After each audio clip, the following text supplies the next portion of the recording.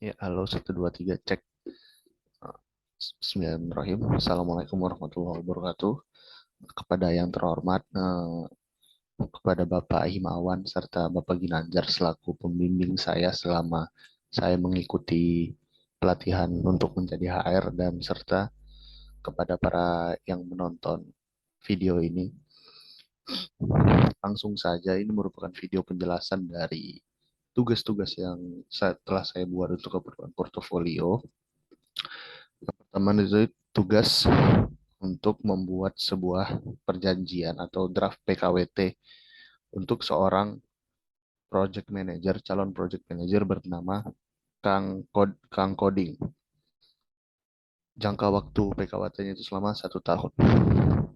Di sini bisa kita lihat nomor nomor 01 saya asumsikan sebagai nomor urut surat, dan yang kedua ini merupakan siapa pembuat surat tersebut, departemen mana, kemudian jenis surat perjanjiannya PKWT, kemudian diikuti oleh bulan dan tahun pembuatan surat, dan kemudian diikuti oleh tanggal pembuatan surat sudah pasti.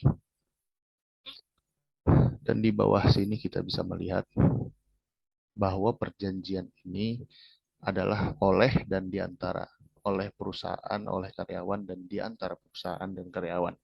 Perusahaannya tersebut bernama PT MSDM Kopi Bahagia, serta karyawan tersebut bernama Kang Kodik.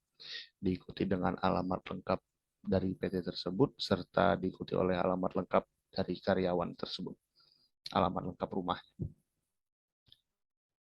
Kemudian masuk ke draft halaman pertama, yaitu yang berisi uh, hari, tanggal, dan tempat kejadian di mana perjanjian ini ditandatangani dan berlangsung.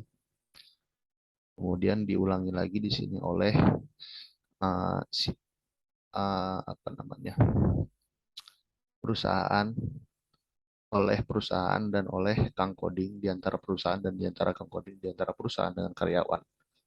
Berikut ada nomor jalan, nama jalan, kelurahan, kecamatan, kabupaten, dan diikuti oleh provinsi dari alamat perusahaan.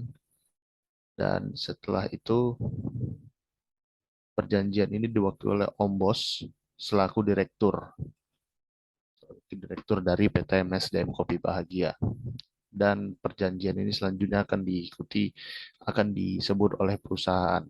PT MSDM Kopi Bahagia ini akan disebut perusahaan pada ayat-ayat selanjutnya.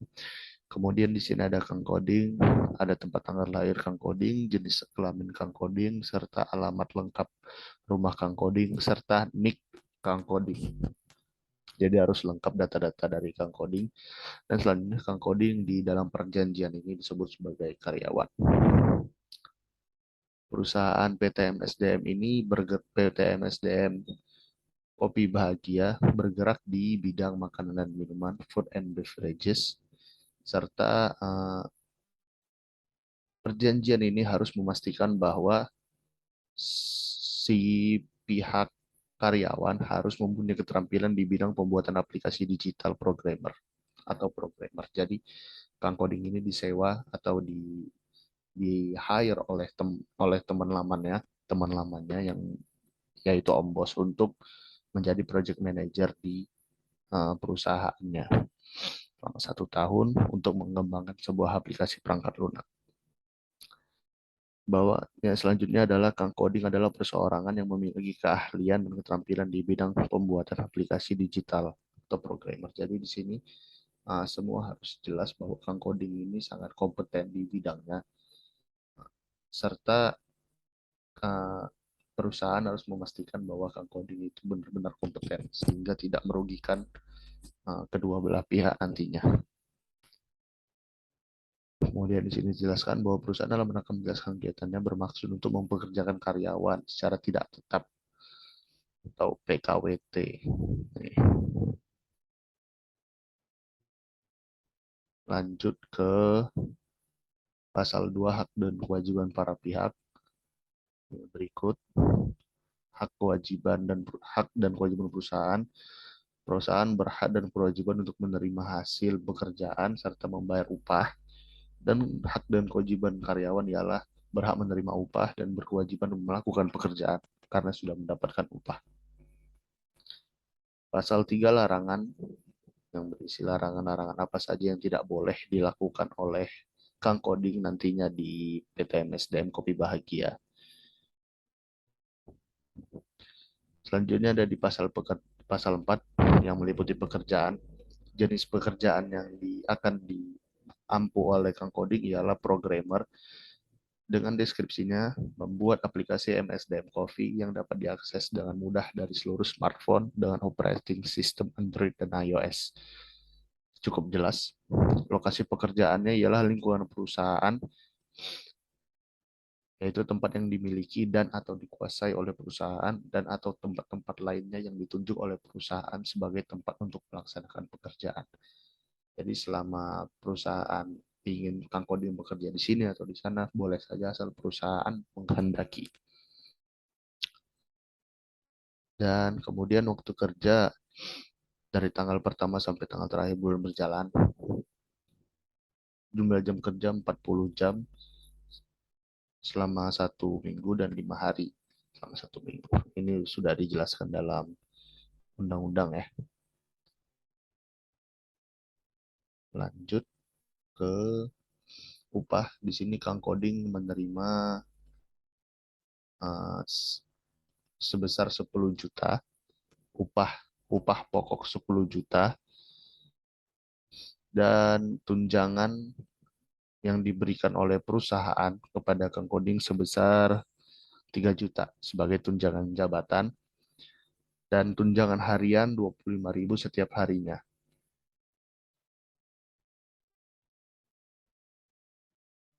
Kemudian perjanjian ini berjangka dalam waktu 1 tahun, dimulai sejak tanggal 1 Agustus hingga tanggal 31 Juli 2023. 1 Agustus 2022 berakhir di 31 Juli 2023.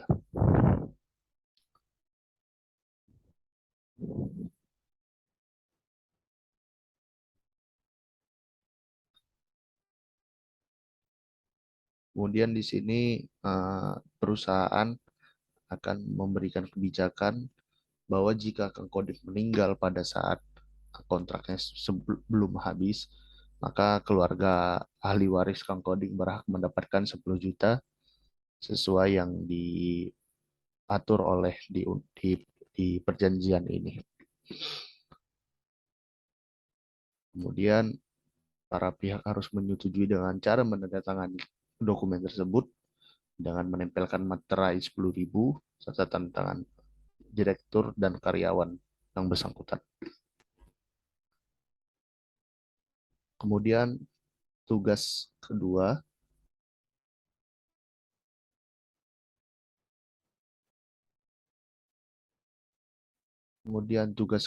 yaitu upah dari Kang Koding. Kita lihat di sini perhitungan PPh 21 Kang Koding. Nama Kang Koding jenis pegawai tetap karena dia bukan di sini sebagai pegawai PKWTT, tetapi karena dia tetap mendapatkan upah per bulannya itu secara tetap. Status perkawinannya kawin dengan 1 anak dan NPWP. Kang Koding tidak memiliki NPWP, nantinya akan dikenakan lebih besar lagi 20% dan metode gross. Kita tahu di sini upah pokok 10 juta, tunjangan tidak tetap. Tunjangan tetap 3 juta yaitu tunjangan jabatan oleh Kang Koding. Tunjangan tidak tetap 625, kita asumsikan Kang Koding bekerja 20 hari selama 1 bulan. Otomatis 25.000 dikali 25 hari sama dengan 625.000 setiap bulannya. Kang Koding juga mendapat jaminan kecelakaan kerja 24.000, jaminan kematian 0,3% dari upah pokok, dan BPJS yang dibayarkan oleh pengusaha. Nah, seharusnya BPJS yang didapat oleh Kang Koding ini melebihi dari 480. Tapi karena di sini maksimal upah 12 juta, sementara Kang Koding upahnya kan 13 juta tuh, upah pokok dan tunjangan tetapnya dijumlahkan 13 juta, maka di sini dapatnya 480 maksimal upah. Jadi 4% dikali 12 juta karena maksimal upahnya 12 juta. Dapatlah penghasilan bruto sebulannya Kang Koding ya 14 juta 159.000. Kemudian ada biaya pengurang yaitu biaya jabatan. Nah, ini juga sebenarnya Kang Koding biaya jabatannya melebihi 500.000. Tetapi lagi-lagi karena sudah diatur oleh undang-undang bahwa maksimal 500.000 per bulan. Maka Kang Koding mendapatkan nilai maksimal. Jaminan hari itu 2%, 260. Di sini tidak ada nilai maksimalnya. Kemudian jaminan pensiun juga. Jaminan pensiun ini Kang Koding seharusnya lebih dari 90.776. Tetapi karena Kang Koding melebihi, maka diambil nilai maksimumnya agar tidak lebih dari 97.776. Dapatlah hasil dari total pengurang bruto 850. Penghasilan neto sebulan, hasil dari penghasilan bruto sebulan dikurang pengurang bruto, ini hasilnya. Kemudian Kang Koding bergabung sejak bulan Agustus, dihitung 5 bulan hingga akhir tahun, ini 5. Berarti diasumsikan penghasilan dari Agustus hingga Desember nanti 66.541.120.000.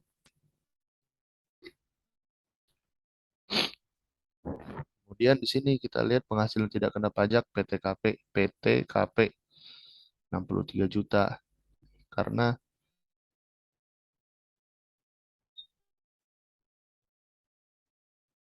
Kang Koding kawin dengan satu anak berarti dia mendapat 63 juta.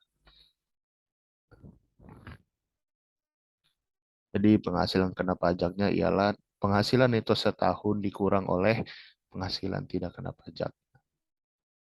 Berikut adalah penghasilan kena pajak oleh upah dari Kang Koding 3.541.120, kemudian dibulatkan ke bawah berarti jadi 3.541. PPh Kang Koding terhutang setahun 5%, yaitu 177.50 rupiah karena 5% ya ini.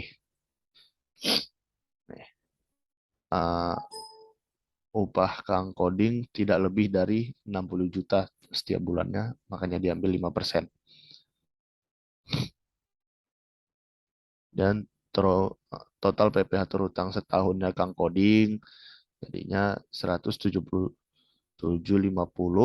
dan harusnya Kang Koding tidak mendapatkan PPh terhutang sebulan sebanyak ini. Harusnya Kang Koding jika ia memiliki NPWP, Kang Koding akan mendapatkan lebih murah dari harga ini PPh 21 terhutang sebulannya. Tetapi berhubung Kang Koding tidak mempunyai NPWP, maka hasil tersebut hasil dari PPh 21 terhutang setahun dibagi oleh jumlah bulan dan dikali 120%. Kang Koding tidak punya NPWP maka dikali 120. Berarti PPh Kang Koding terhutang sebulan ialah 42.492. Setelah dapat PPh 21 terhutang sebulannya baru kita bisa menghitung upah take home pay dari Kang Koding berapa. Upah pokok Kang Koding 10 juta, tunjangan tetap 3 juta, tunjangan tidak tetap 625.000, lembur dan lain-lain tidak ada. Total pendapatan Kang Koding 13.625. Kemudian dikurangi oleh PPh 21 terhutang sebulan, dikurangi oleh iuran JHT, iuran pensiun serta iuran BPJS di sini. Upah juga tidak boleh lebih dari 120 karena upah maksimum tidak lebih dari 120. Total potongan yang didapatkan oleh Kang Koding sebesar 500.000 serta kita mendapatkan hasil nominal 13.116.532 untuk dibayarkan ke Kang Koding. Dan kemudian Nominal ini akan dicairkan kepada crowdfunding melalui bank oleh pihak payroll perusahaan. Demikian tugas kedua. Kemudian kita masuk ke tugas ketiga, yaitu HR diminta untuk membuat iklan lowongan kerja.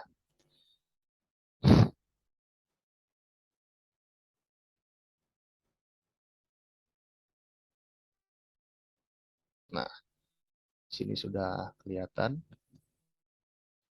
PT MSDM Kopi Bahagia sedang mencari karyawan or hiring sosial media spesialis untuk mengelola website MSDM Coffee dan berbagai akun media sosial MSDM Coffee untuk memperkuat branding dan mempromosikan produk-produk kopi serta membuat konten-konten kreatif yang mendukung penjualan. Kemudian requirement-nya kita lihat karena requirement tidak diperlukan di sini, berhubung MSDM Coffee sangat membutuhkan sosial media spesialis yang sangat urgent serta dengan skill tinggi, maka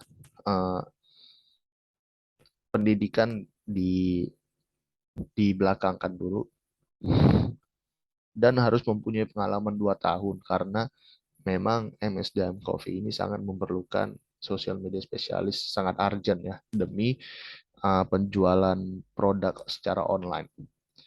Kemudian menguasai aplikasi editing foto itu requirement yang ketiga, minimal yaitu Canva. Karena mendesain sesuatu itu yang paling basic adalah Canva ya. Untuk mendesain secara kreatif itu harus menggunakan Canva secara minimal. Kalau dia bisa Adobe Premiere dan sebagainya, Adobe Photoshop itu akan lebih menjadi nilai plus. Kemudian mengerti tentang content writing dan copywriting, karena asumsi saya content writing dan copywriting ini sangat membantu sekali untuk melakukan penjualan secara online, untuk menghipnotis orang-orang secara online agar bisa membeli produk dari MSDM Coffee tersebut. Kemudian up to date tentang fenomena media sosial, dan ini juga MSDM Coffee tidak akan merasa ketinggalan zaman, ketinggalan informasi dengan informasi yang sedang hangat-hangat dibicarakan. Jadi MSDM Coffee akan tetap aktif dalam mengikuti perkembangan tren dari media sosial. Kemudian tentu saja kreatif dan proaktif itu yang diperlukan oleh seorang sosial media spesialis agar uh, bisa membuat konten-konten kreatif yang mendukung penjualan. Kemudian CV dan portofolio akan dikirim ke email recruitment@msdmkb.co.id. Karena domain.co.id sangat dipercaya, .company.indonesia itu sangat dipercaya. Jadi orang-orang juga akan berpikir bahwa ini adalah bukan scam, bukan penipuan. Berikut adalah tugas ketiga, dan yang tugas terakhir ialah learning and development. HR diminta untuk membuat program learning and development untuk seluruh kru MSDM Coffee agar mereka memiliki kompetensi untuk melakukan aktivitas penjualan online. Jadi di sini saya asumsikan MSDM Coffee ini ada 6 kru yang berada di frontliner, dan kemudian ini nanti akan diberdayakan untuk menjual produk-produk secara online juga, membuat konten online. Nah, untuk membuat konten online, saya asumsikan ada 6 skill yang harus dipenuhi. Yang pertama, customer service. Yang kedua, data analysis. Yang ketiga, digital marketing. Yang keempat, desain grafik. Yang kelima, fotografi. Dan yang keenam, yang terakhir tentu saja konten dan copywriting.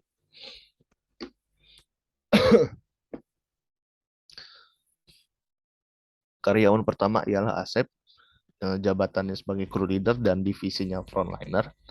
Saya asumsikan di sini level maksudnya ialah level yang diperlukan oleh perusahaan untuk menangani posisi tersebut. Jadi misalnya perusahaan ingin customer service ini level paling 5, paling tinggi. Nah,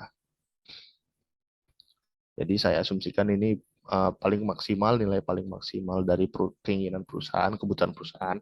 Dan kondisi saat ini ialah saya asumsikan sebagai skill yang dimiliki oleh si Asep dan atau karyawan yang bersangkutan.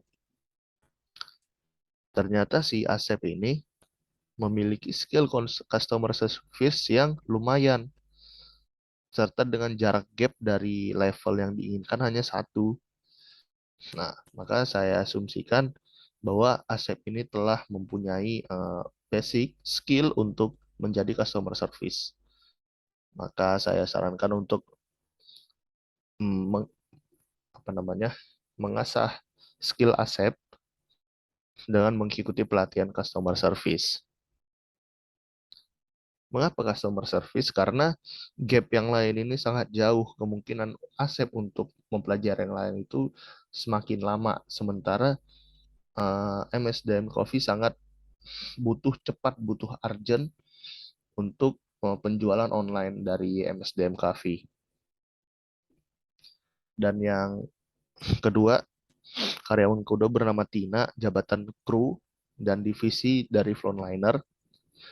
Dalam kasus ini, Tina mempunyai skill data analysis yang lumayan. Hanya satu gap berada dari level keinginan perusahaan.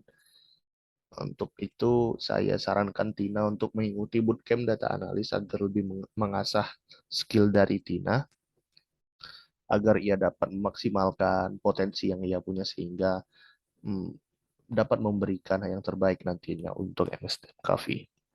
Kemudian diikuti dengan Agung yang mempunyai basic digital marketing dengan gap hanya satu,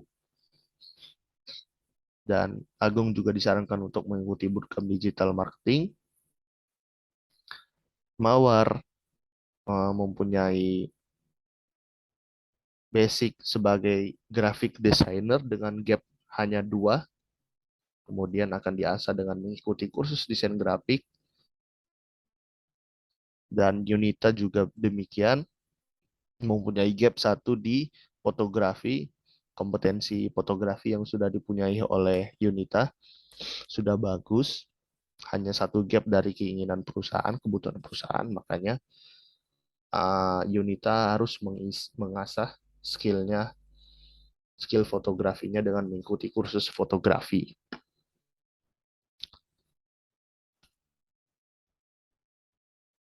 Dan yang terakhir ialah content writing dan copywriting oleh Clyde dengan jarak gap yang hanya satu. Jadi Clyde sudah punya basic dalam content writing, serta diasumsikan untuk mengikuti bootcamp copywriting content writing agar lebih mengasah skill-skill yang dipunyai oleh Clyde.